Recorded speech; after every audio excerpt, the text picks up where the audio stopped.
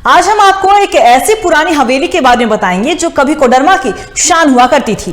जंगल से घिरे खूबसूरत वादियों में 13 लाख रुपए में बनी ये हवेली कुछ जर्जर जरूर हो चुकी है, लेकिन इसकी चमक आज भी वैसी ही है। यूं यहाँ सुनहरे अतीत की कहानी को बयां करती दर्जनों हवेलियां हैं, लेकिन इनमें से कुछ हवेलियां या तो पूरी तरीके से खंडर में बदल गई हैं या फिर जीर्ण हालत में है। लेकिन आज हम आपको बताने जा रहे हैं 70 साल पुराने घर में रहने की वो दिलचस्प कहानी जो आज भी इतने सालों बाद इसकी दीवारों में जिंदा है। और ये हवेलियां लोगों की नहीं बल्कि लोग इन हवेलियों के लिए हैं। देखिए रिपोर्ट। ये है मसनोडी गांव की भव्य और सुंदर हवेली। ये है कोडरमा का वैभवशाली इतिहास जो वजूद की जंग लड़ रहा है। कोडरमा जिला मुख्यालय से करीब 15 किलोमीटर दूर स्थित मसनोडी गांव की शानदार हवेलियां इस क्षेत्र के सुनहरे अतीत की निशानियों को बताता है। इन हवेलियों की कहानी बिहार के नवादा जिले के अंतर्गत आने वाले बारातगढ़ एस्टेट से शुरू होती है। परिवार के वंशज बताते हैं कि उनके पूर्वज धर्मनारायण सिंह बारातगढ़ रियासत के राजा थे। करीब 200 साल पहले हुए दंगों के दौरान वे सब कुछ छोड़कर मसनोडी में रहने आ गए थे। उस समय यह इलाका बहुत कम आबादी वाला और जंगली था। गंगा महल देख रही है, हमारे पूर्वजों के द्वारा बनाया गया और करीब हमको लगता है कि करीब 200 साल करीब हो गया होगा इसका एज।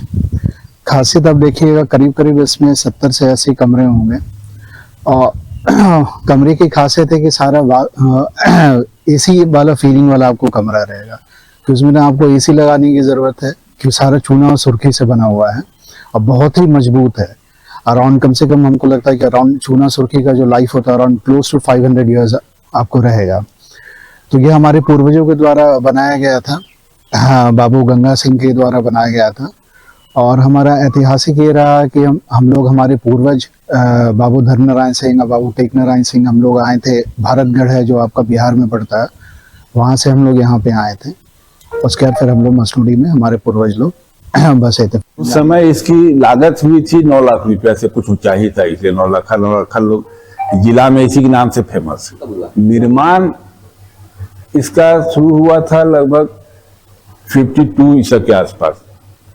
कमरों का तो लगभग 14-15 कमरा है, लेकिन कमरा सब काफी बड़ा है।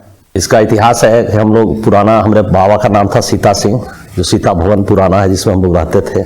परिवार जब धीरे धीरे बढ़ा तो लोग को लगा कि एक मकान बनना चाहिए। दिमाग में बाबा का घूम रहा था। इसी बीच हमारे बाबा बॉम्बे गए तो वहाँ इसी प्रकार का बना हुआ 2 मकान देखे और उसके बाद धीरे धीरे मकान बना। फिर 62 में लगभग, हमको याद नहीं है, 62 में लगभग गृह प्रवेश हुआ। लोग बताते हैं कि उस वक्त का 13 लाख का कॉस्टिंग आया था, इसीलिए इस भवन का नाम 13 लाख हो गया। अभी इसमें हम लोग लगभग करीब 85 से 90 के लगभग परिवार रहते हैं। हमारे पिताजी अभी सबसे बुजुर्ग है, उसमें कपिल देव नारायण सिंह नाम है। आज सबसे उम्र में वही बड़े हैं।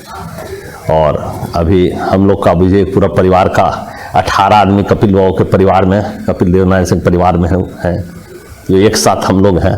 बाकी सारे लोग भी इसी प्रकार से बड़े बड़े हैं, लेकिन खाना पीना सबका 10, 15, 20 के लगभग में अलग अलग बनता है। तो लगता है दोनों मिलाकर 55 कट्ठा से 7 कट्ठा से ऊपर में मकान है। 10 कट्ठा के लगभग में है एक मकान। मसनोडी स्थित धर्मनारायण सिंह परिवार की अकुत संपत्ति और राजशाही वैभव की चर्चा एक समय पूरे बिहार में थी। उस समय बिहार कांग्रेस की बड़ी हस्तियों में इस परिवार के नजदीकी और पारिवारिक संबंध थे।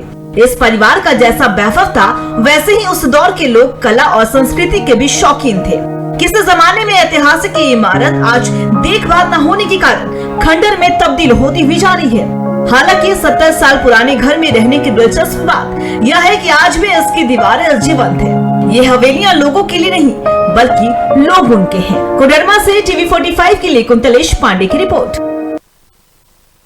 इसी खबर पे और भी ज्यादा जानकारी के लिए हमारे सहयोगी कुंतलेश हमारे साथ बने होकर रुक करेंगे।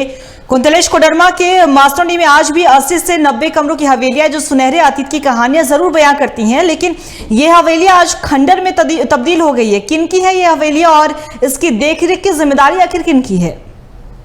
जी अंकिता, यहाँ पे जिला मुख्यालय से 15 किलोमीटर दूर यहाँ पे धर्मनारायण सिंह जो हुआ करते थे एक समय में। बिहार स्टेट जब हुआ था, असम और बिहार और झारखंड संयुक्त स्टेट हुआ करता था, उस वक्त राजा धर्मनारायण सिंह की ये हवेलियां हैं।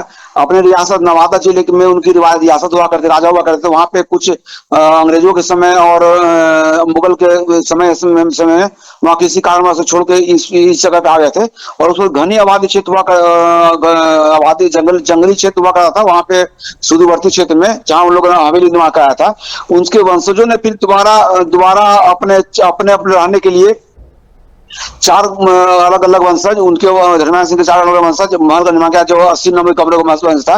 आज वह जगह मसनूद्दीन काफी घनीवाद क्षेत्र बन गया है और आज भी जिले में वह जो क्षेत्र जो है अपने अलग पहचान आता है। जी अंकिता। जी कुंतलेश, आपका बहुत बहुत शुक्रिया तमाम जानकारी के लिए। तो बता दें आपको कि कोडरमा में आज भी कई ऐसी हवेलियां हैं जो सुनहरी कहानियों को बताती हैं, अतीत की कहानियों को, लेकिन ये हवेलियां आज खंडर में तब्दील हुई। तो देखने वाली बात होगी कि इन हवेलियों की देखरेख में कौन सामने आता है।